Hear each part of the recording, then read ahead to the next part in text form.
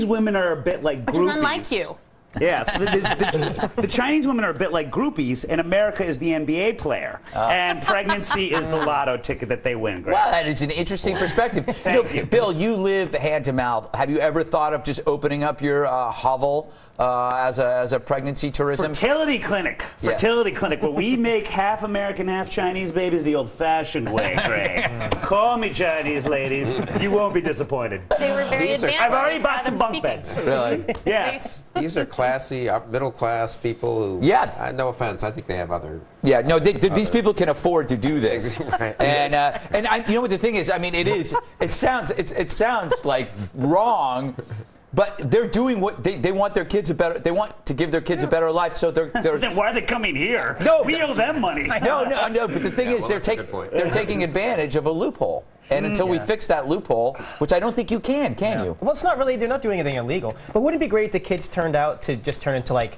fat, lazy American children? We're like, I'm not playing that cello. Where's my PlayStation? Like, no, we went on our vacation 20 years ago. Yes, exactly. Amy Chua will be very disappointed. Yeah, that is true. That is true. All right, before we go to break, it's time once again to play Guess the Story.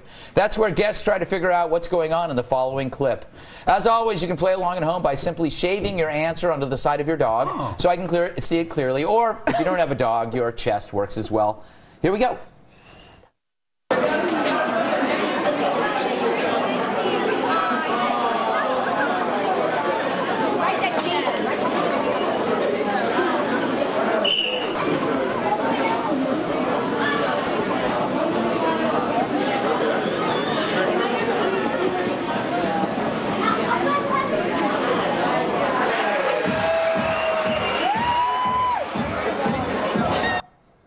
Yeah, let's stop that video right there, please. I was thinking it was some sort of sexy religious cult devoted to muscles. Mary, what do you think? I think that's who goes to Chippendale's dancers in the Akron area, maybe. I think you're kind of close. It does. I think it involves. Crystal, you care to? I have no... You have no idea, nor do you want to throw anything out there that might show up later. Is that a Democrat running for Congress? Yeah. That's good, Yeah, there you go. There you go. Anything, DeVito? Yeah, I'd say it's clearly a convention of women who want to touch the naked chest of a gay man before the cold hand of death sweeps them away. That's an interesting. Get in line, ladies. Bill, anything?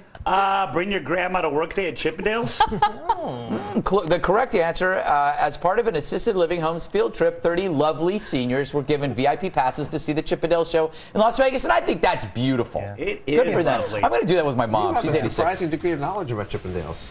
I've heard of them. They were having a You great recognized time. it right away there. You know, only 24 of them made it back, though. Oh, terrible. Why? Because they left with the men? Overstimulated. Oh, it's serious. I never got how Chip and Dale are super furry, but those guys could not be more hairless. That is true. They are so waxed. All right, coming The up. choices for women are very limited. You get Chippendales or nothing. So Yeah, there you go. All right. I'm sitting right here. I'm going to hit this tease once in a while.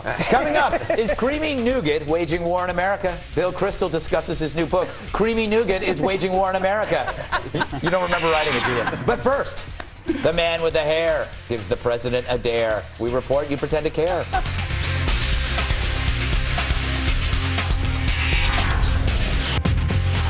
Will Trump seize the day because he was born in the USA? The answer ain't nay. The Donald released his birth certificate to ABC News this morning in an effort to get our illegal Kenyan-born president to do the same. It's a move that, believe it or not, some maintain is misguided. I know, it's hard to believe.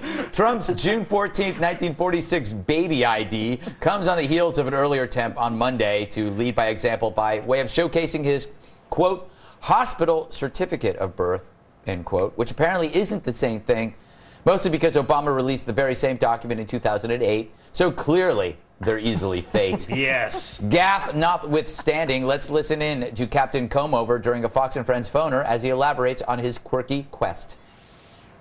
This guy either has a birth certificate or he doesn't. And I didn't think this was such a big deal, but I will tell you, it's turning out to be a very big deal because people now are calling me from all over saying, please don't give up on this issue. Yeah, it's a big deal. There are 5 people calling you 400 times a day. That is not a big deal. For more on this story, let's go live to a hungry cat for analysis. What you got, HC?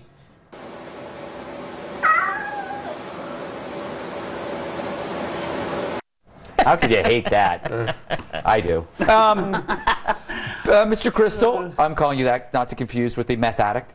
Isn't this the number one issue that will help Republicans win the White House? Is just pressing and pushing the birther issue?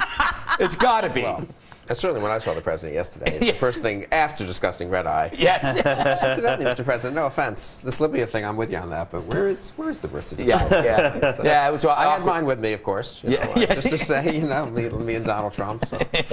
Yeah. Joe, judging by this, is Trump really running? I mean, yeah, this is the key plank for any campaign, is that we want to have a president who can present 2 forms of ID. What I don't know is when's Trump's going to release the receipt for his hair. That's the more important date. I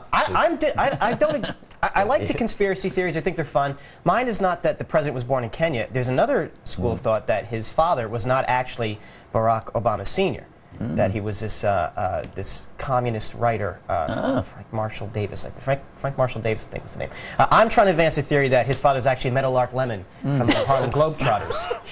It's very international.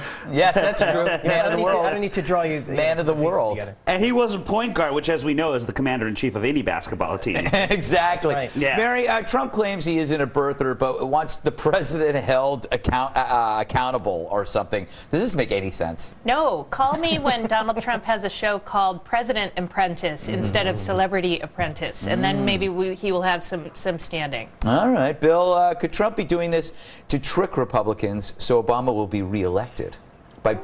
That's the only thing that makes sense, because it really is, because people, the people of the birther movement are like, all he has to do is show a birth certificate. All he's going to do is do that. Of course he's not doing it, so you guys keep saying this stuff and looking crazier and crazier. It distracts from any other issue. I can absolutely see why he's not doing it. You know, I got this letter from a guy in Bakersfield, Joel, nice guy. He just says, just a word of advice the next time you want to ridicule Trump and his fellow birthers.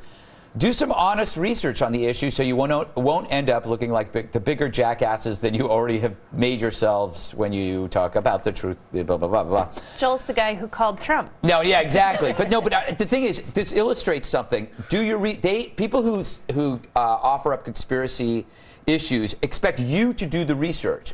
You have to disprove. They're only raising the question that then you must answer.